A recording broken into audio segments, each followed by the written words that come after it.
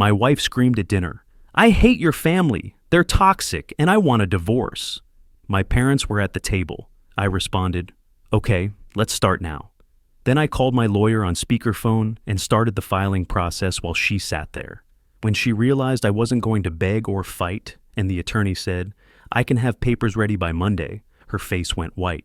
Hey viewers, before we move on to the video, please make sure to subscribe to the channel and hit the like button if you want to see more stories like this. Thanks.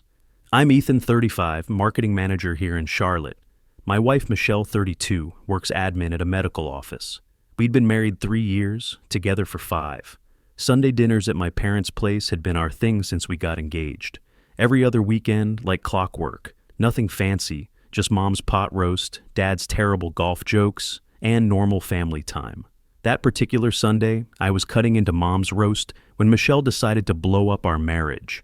Dad was telling some story about missing a 2-foot putt. Mom was asking if anyone wanted seconds. Typical Sunday stuff. Michelle had been picking at her food, looking annoyed. But honestly, that had been her default for about 6 months. I'd asked what was wrong dozens of times, always got nothing or "I'm fine," with that edge that means neither of those things. The work stress hadn't been helping either. Q4 campaigns were kicking my ass, plus these weekly trips to Atlanta for the Henderson account. Michelle knew I was stretched thin, but every time I brought up maybe skipping a Sunday dinner, she'd get weird about it, said I was choosing my family over her, then turn around and complain about going. I should have seen the pattern earlier. Michelle would roll her eyes when Mom offered her seconds. She'd sit silent when Dad told his stories. When Mom asked about her work or complimented her outfit, Michelle would give these short, clipped answers. I kept thinking she was just tired from her job at the medical office. Dr. Williams ran a busy practice, and Michelle handled scheduling for 3 doctors plus insurance headaches. But looking back, she'd been building resentment for months, maybe longer. Comments about how some people get babied by their families, how nice it must be to have parents who never criticize you. Little digs that I brushed off because I wanted to keep the peace. The thing is, my parents genuinely liked Michelle. Mom would ask about recipes Michelle mentioned, remember details about her coworkers. Dad would include her in conversations about current events, ask her opinion on things. They weren't trying to exclude her or make her feel unwelcome. If anything, they bent over backward to include her. Michelle's own family was different. Her parents divorced when she was 12. Her mom, Patricia Patterson, remarried twice after that. Michelle and her sister bounced between houses, never really feeling settled anywhere. I got that family. Dynamics were hard for her. I tried to be understanding when she seemed uncomfortable with how close my family was. But 6 months ago, things shifted. Michelle started making comments about how we spent too much time with my parents, how other couples didn't see family every other weekend, how I needed to set boundaries and prioritize our marriage. When I suggested we could alternate, one weekend with them, one weekend just us, she said that wasn't the point. The point was that I should want to skip family time for her. That should have been my first red flag. When someone asks you to choose between them and your family, they're telling you something important about who they are. Then came the work pressure. The Henderson account was our biggest client, and they wanted face-to-face meetings every week. I'd drive to Atlanta Monday morning, work all day, drive back Tuesday. Michelle hated it, said I was never home, never prioritized her needs. But the account was worth $200K annually to our company. I couldn't just blow it off. Michelle started using my work trips against my family time. You're gone half the week for work, and then you want to spend the weekend with your parents? Like spending 4 hours every other Sunday was somehow selfish of me. I tried compromising. Suggested we do Saturday night dinners instead of Sunday afternoon. Maybe just once a month instead of every other weekend. Michelle shot down every suggestion, said the frequency wasn't the issue. The issue was my inability to put our marriage first. Looking back, I think she was testing me, seeing how far she could push before I'd give in completely.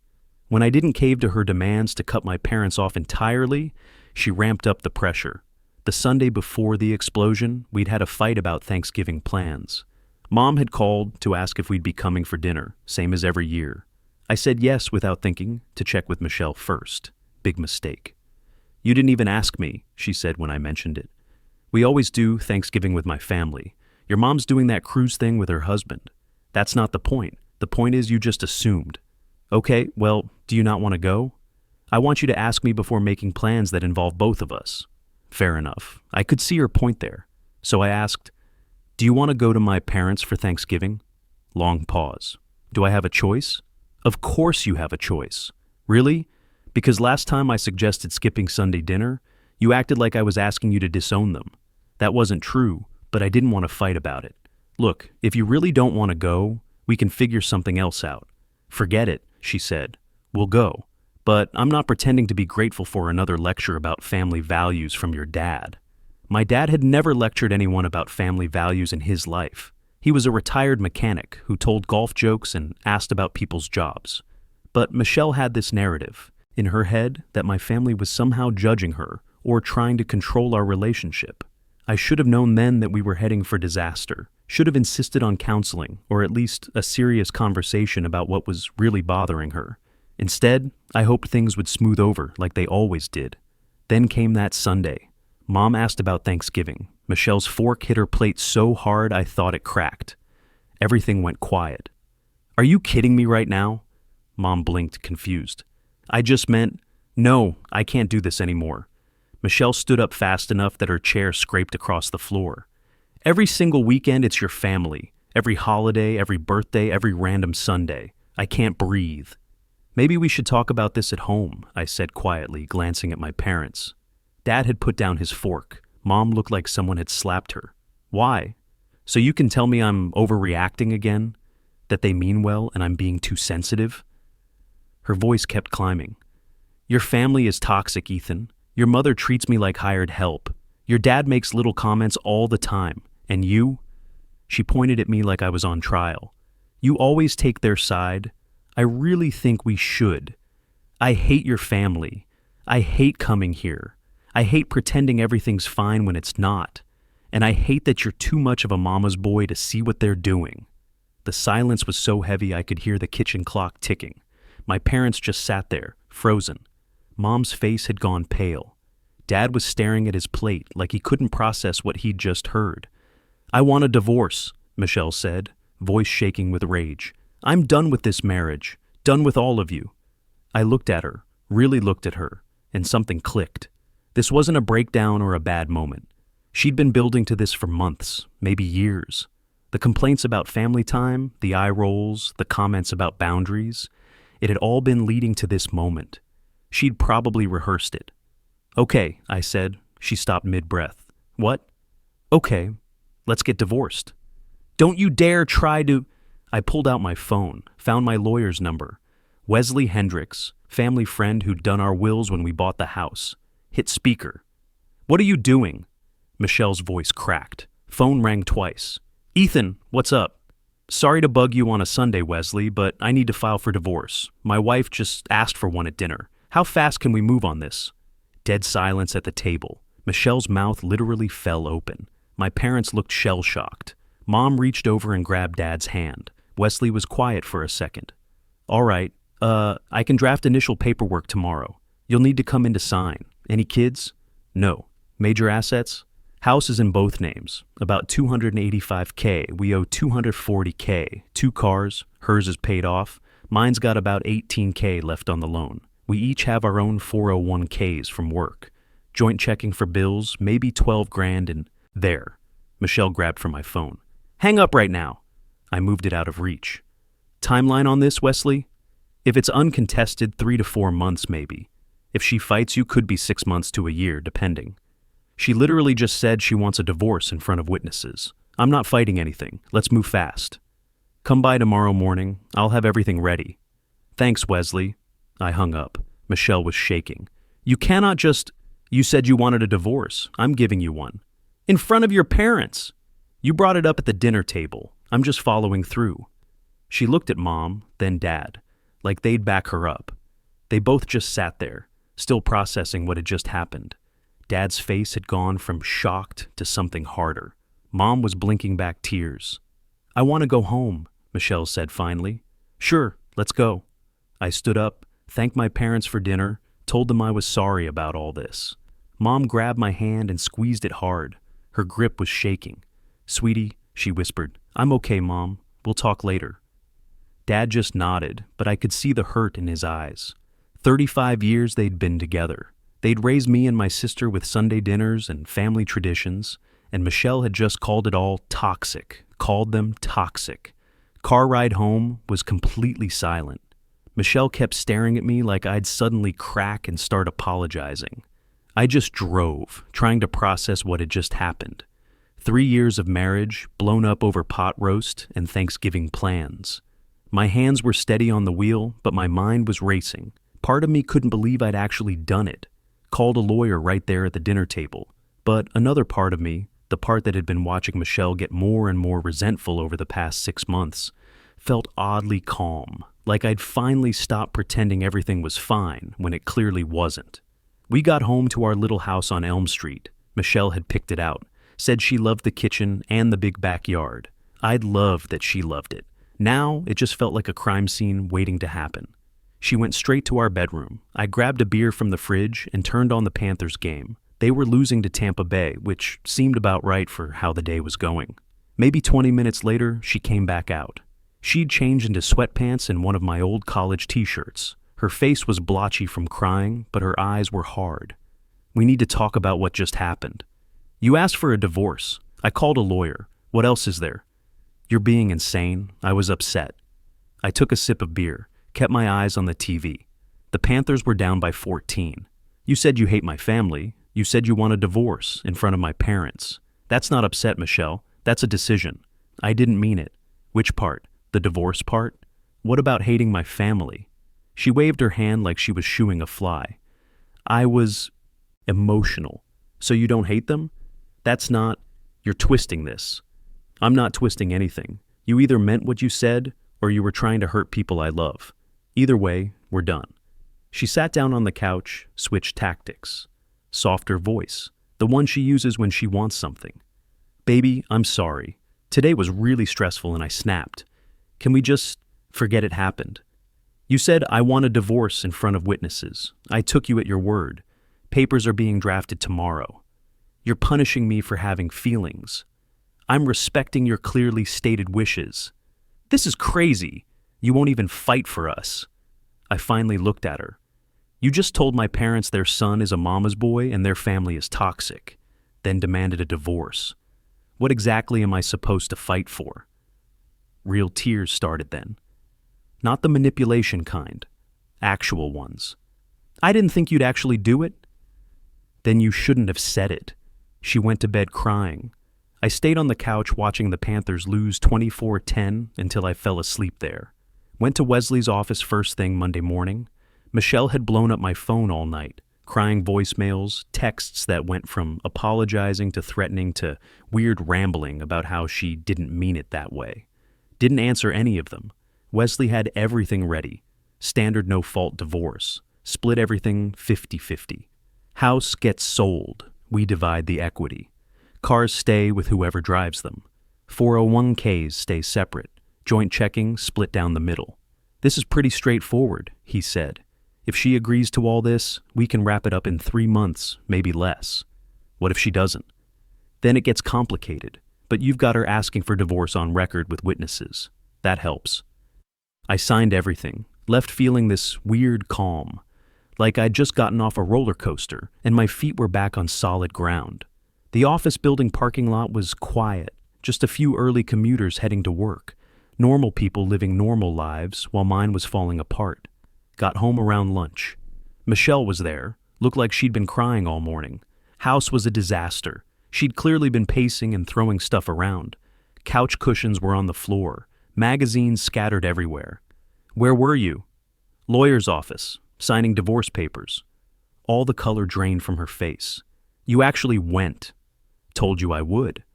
I thought you'd calm down overnight and we could talk." "We are talking. Through lawyers. You'll be served in a few days." "You're really doing this. You're really throwing away 3 years." "You threw them away. I'm just doing the paperwork." She started yelling again about how I was destroying our marriage over one mistake, how she'd said one thing in anger and I was using it as an excuse. 3 years of apparently hating my family? That's not one mistake. That's revealing who you really are. Her sister called while we were arguing. Michelle answered on speaker, immediately started the waterworks, told her version about how I'd humiliated her and was abandoning her over nothing. He called a lawyer right in front of his parents. Can you believe that? I could hear her sister getting loud on the other end, calling me names I won't repeat. Then my phone rang. Her mom. What did you do to my daughter? Hey, Mrs. Patterson. Your daughter asked for a divorce at my parents' dinner table. I'm giving her what she asked for. You're being cruel, refusing to even discuss it. She can discuss it with her lawyer. That's how divorces work.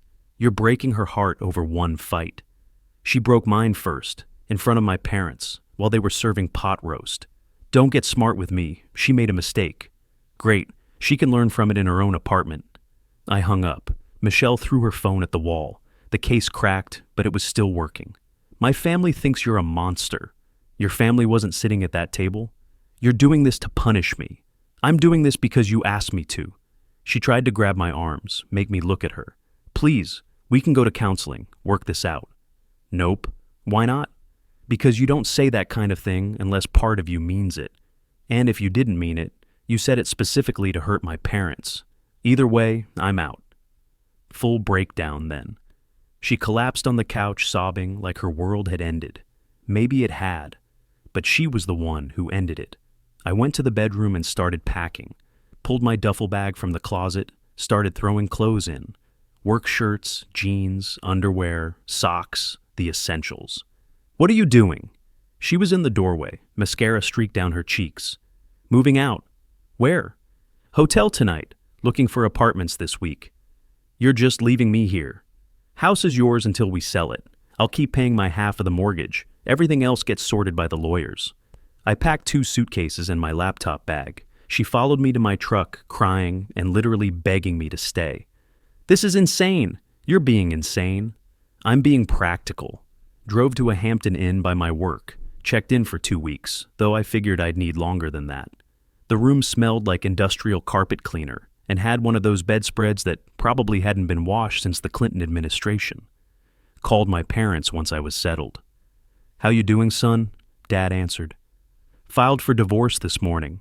Heard Mom in the background, voice shaking. She got on the phone. Sweetie, are you sure? Maybe she was just... Mom, she said she hates you guys. Even if she didn't mean the divorce part, she meant that part enough to say it. I can't be with someone who'd do that. Dad took the phone back. You did the right thing. Takes guts. Thanks, Dad. I'm sorry about yesterday. Don't apologize. We've seen this coming for months. Just didn't want to say anything. That hit me harder than I expected. You knew? The way she looked at your mother when she thought nobody was watching. The comments. We're not blind, son. We talked for a bit. They offered to let me crash with them. I said no. Needed my own space to process everything. That night, Michelle sent this massive email. 5 pages about how sorry she was, how she really did love my family, how work stress had been building, and she'd taken it out on the wrong people, how she wanted to fix everything. I wrote back, I appreciate the apology. Maybe send one to my parents too, but the divorce is still happening. We're not compatible. Her response came fast. You never really loved me. If you did, you'd forgive me. Me? I loved you a lot. Past tense. You killed it at a dinner table. She didn't reply after that. She got served about a week after I filed, called from her mom's phone since I'd blocked her number. So, you're really doing this? Wasn't even a question anymore. Yeah. I got a lawyer. He says I can contest everything. That's your call. Take longer and cost more money, but go ahead. He says I'm entitled to alimony. Maybe. We make similar money though, so probably not much. He says you abandoned the marital home. I left, so we're not living together during a divorce. Still paying my half of everything. He says you're trying to screw me in the settlement. Your lawyer sounds expensive. Good luck. She hung up. Her lawyer sent a letter to Wesley. Long thing about how she deserved more of the house equity because she'd invested more emotionally in the relationship and had sacrificed her career growth for the marriage. Wesley actually laughed reading it. That's not how any of this works. What happens now? We respond with the same offer. If she wants to fight it, we can go to court. But judges don't like people wasting their time. Meanwhile, her family went completely nuclear. Her mom called my work, actually tracked down my office number. My assistant was so confused. Some lady is online too, really upset about something? I'll take it. Where do you get off destroying my daughter's life? Mrs. Patterson, your daughter asked for a divorce. I gave her one. Have a good day. Her sister found me on every social media platform. Sent this long message about what a coward I was, how real men work on marriages, how I was throwing away a good woman over one argument. I replied, she publicly humiliated my parents and asked for a divorce. I respected her wishes. That's not cowardly, that's logical. Block me or I'll block you. Had to block all of them eventually. But the thing that really got me was when Michelle showed up at my parents' house. Mom called me, voice shaky. Your wife just came by. What? Are you okay? She wanted to apologize. Said she was sorry, that she'd been stressed, didn't mean any of it. What did you say? Your father told her we appreciated the apology, but she needed to leave. Then she started crying, asking if we could convince you to stop the divorce. Dad got on the line. Be careful, son. Desperate people do stupid things. He wasn't wrong. Couple days later, I got a call from the property manager at an apartment I'd applied to. Said my application was flagged because someone called, saying I was a terrible tenant who destroyed property before. Knew immediately it was her. Called Wesley. Can we do anything about this? Document everything. If it keeps happening, we can file for harassment or even a restraining order. That same night, she somehow got into my hotel, probably tailgated someone through the security door and started pounding on my room. I know you're in there, Ethan. Open the door. We need to talk. I looked through the peephole, called the front desk. My wife, who I'm divorcing, is in the hallway refusing to leave. Security escorted her out. I checked out the next morning and switched hotels without telling anyone where. Found an apartment in a newer building that didn't need landlord references, just proof of income and deposits. First month, last month, security deposit. $3,000, but at least I had my own place. Moved in over a weekend with Dad and a couple guys from work. Mark from accounting and Steve from sales. Both divorced themselves. They understood the situation. You did the right thing, man, Steve said, helping me carry my new couch up the stairs. My ex pulled similar crap with my family. Should have ended it sooner. Barely had any furniture. Most of it was hers anyway. Bought a mattress, couch off Facebook Marketplace, and a TV. Good enough? Mediation day came 3 months later. First time seeing her in person since I moved out. She looked rough, lost weight, dark circles, hair wasn't done. Part of me felt bad, really small part. We reached an agreement. She got an extra $2,000 from the house equity. I keep my truck with the payments. She keeps her car. 401ks stay separate. Joint account split. Walking out, she tried to stop me in the parking lot. Can we get coffee, just to talk? No. Please, I need closure. You got closure at the dinner table. We're done. Her mom was waiting by my truck, shot me a look that could have killed. You happy now? She screamed across the lot. Got what you wanted? I wanted a wife who didn't hate my family, didn't get that. So here we are. Judge finalized everything 2 weeks later. Officially divorced. 3 years of marriage done in 3 months total. House sold pretty quick. After paying off the mortgage and closing costs, we each got about $21,000. She took her money and moved closer to her sister. I used mine for furniture and building my savings back up. Got one last email after everything was final. Hope you realize what you threw away. We could have worked through this if you weren't so stubborn. Didn't reply. Just blocked her email. Few months after everything settled, Dad and I were watching the Panthers lose to New Orleans. You doing all right? He asked during commercial. Yeah, better than I was. Any regrets? I thought about it. Just that I didn't see it sooner. Can't change the past. But you handled the present pretty well. Thanks, Dad. I won't pretend everything's perfect. Divorce sucks even when it's the right move. Lost money, lost time, lost the future I thought I was building. Some days I'm still angry. Most days I'm just tired. But I don't regret calling that lawyer at the dinner table. Michelle made a choice that night. She decided to weaponize my family, then demanded a divorce, thinking I'd grovel and beg her to stay. She bet that I needed her more than I respected myself. She lost that bet. Could we have gone to counseling, maybe worked through it? Sure, possibly. But here's what I realized. Once someone shows you they're willing to use your family as a weapon, you can't unsee that. Every argument after that would have had that hanging over it. I wasn't living like that. I'd rather be alone. So, yeah, I called the lawyer, filed the papers, split the assets, and moved on. And I'm doing okay now. Not great, not amazing, just okay. Which is honestly better than I was. Got my own place, no drama, my parents are relaxed when I visit. Sunday dinners are actually enjoyable again. Don't know if Michelle ever understood what she did. Probably not. She's still the victim in her version. The woman whose husband abandoned her over one mistake. But that's not my problem anymore. People ask if I'm bitter. I'm not. Just learned an expensive lesson about red flags. Biggest one, when someone tells you who they are, believe them. Michelle told me loudly in front of witnesses that she hated my family and wanted a divorce. I believed her. Best decision I ever made. If you enjoyed this story, don't forget to like the video and subscribe to the channel for more stories like this. Thanks for watching.